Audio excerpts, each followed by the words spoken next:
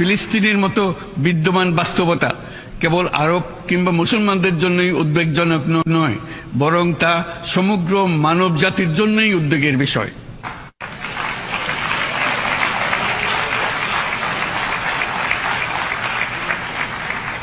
একজন মানুষ হিসেবে প্রত্যেক ফিলিস্তিনির জীবন অমূল্য।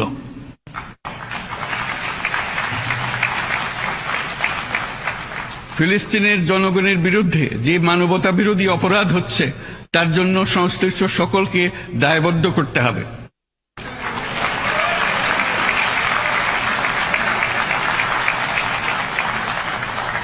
ফিলিস্তিনের জনগণের উপর চলমান নৃশংসতা, বিশেষত নারী এবং শিশুদের সাথে প্রতিনিয়ত যে নিষ্ঠুরতা বিশ্ব দেখাচ্ছে, তা থেকে নিস্তারের জন্য বাংলাদেশ অনতিবিলম্বে সম্পূর্ণ যুদ্ধবিরতির আহ্বান জানাচ্ছে।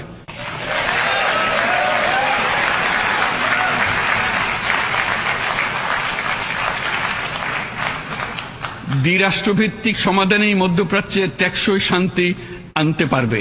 তাই জাতিসংঘ সহ আন্তর্জাতিক সম্প্রদায়ের সকলকে এর বাস্তবায়নের জন্য এখনই উদ্যোগ নিতে আহ্বান জানাচ্ছি।